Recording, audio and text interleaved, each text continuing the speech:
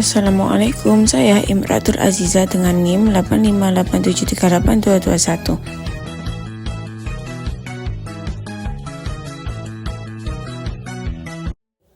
Di sini saya akan melakukan praktikum ekosistem darat.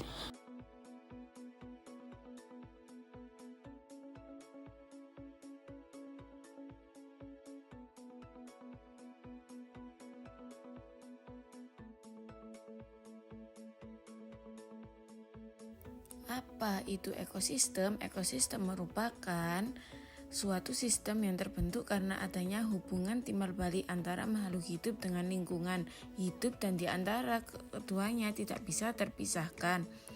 Ekosistem terdiri atas komponen biotik dan abiotik.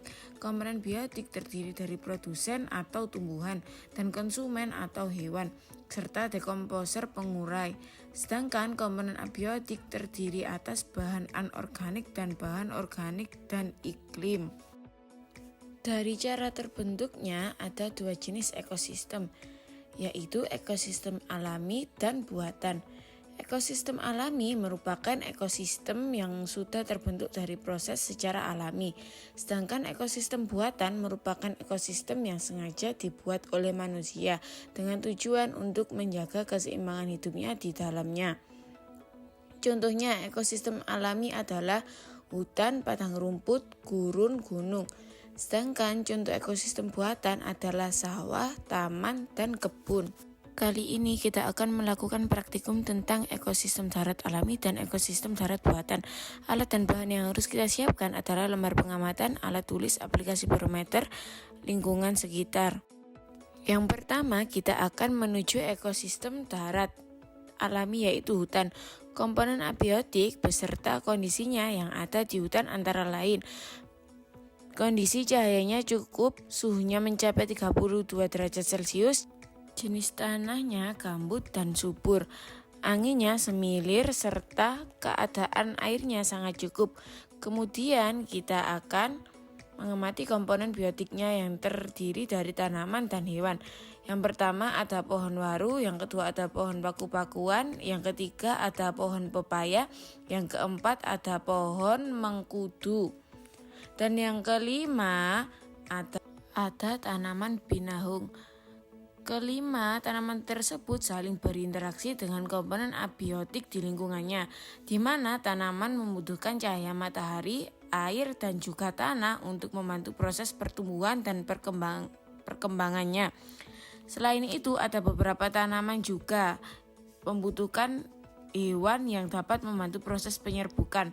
Selanjutnya kita akan mengamati beberapa hewan. Yang pertama ada lebah, yang kedua ada laba-laba, yang ketiga ada kutu putih, yang keempat ada semut, dan yang terakhir ada kupu-kupu merbabu. Hewan-hewan tersebut juga berinteraksi dengan komponen biotik dan komponen abiotik di lingkungannya. Mereka membutuhkan air, oksigen, dan makanan untuk terus bertahan hidup dan berkembang biak. Dalam hal ini, tumbuhan sebagai produsen dan hewan sebagai konsumen. Selain itu, terdapat juga dekomposer atau pengurai. Mereka adalah makhluk hidup atau organisme yang memperoleh energi dengan cara menguraikan sisa-sisa makhluk hidup lain yang sudah mati. Nah, di dalam ekosistem hutan ini, pengurai yang ditemui yaitu jamur, bakteri, dan berbagai jenis cacing. Selanjutnya, kita menuju ekosistem darat buatan, yaitu sawah. Komponen abiotik yang akan kita amati meliputi cahaya. Terlihat cahayanya sangat terik. Suhunya mencapai 32 derajat Celcius. Tanahnya sedikit kering, anginnya cukup semilir, dan kondisi airnya cukup banyak. Adapun komponen biotik yang kita temukan ada ekosistem sawah. Yang pertama ada padi, yang kedua ada rumput, yang ketiga ada pohon jagung. Yang keempat terdapat tumbuhan putri malu, dan yang kelima ada pohon tebu. Semua tanaman tersebut saling berinteraksi dengan komponen abiotik, di mana mereka membutuhkan cahaya matahari, air, dan tanah untuk membantu proses pertumbuhan dan perkembangannya. Selain tumbuhan, komponen biotik lainnya ada jenis-jenis hewan. Yang pertama ada siput, selanjutnya ada semut, yang ketiga ada kadal, yang keempat terdapat belalang, dan yang kelima terdapat capung. Hewan-hewan tersebut juga saling berinteraksi dengan komponen biotik dan abiotik lainnya. Mereka membutuhkan air, oksigen, dan makanan untuk terus bertahan hidup. Adapun dekomposer atau pengurai yang ditemukan di ekosistem sawah adalah jamur dan cacing.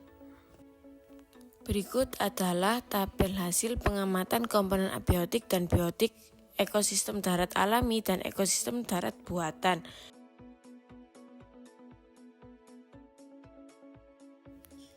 Kesimpulan pengamatan hari ini adalah dari hasil pengamatan pada lingkungan sekitar, hutan dan sawah menunjukkan bahwa di alam ini terdapat hubungan timbal balik antara unsur atau komponen biotik dan abiotik yang membentuk sistem ekologi atau yang disebut ekosistem. Interaksi tersebut mendukung keseimbangan alam dan menguntungkan bagi makhluk hidup termasuk manusia. Sampai di sini dulu praktikum hari ini. Sekian dan terima kasih.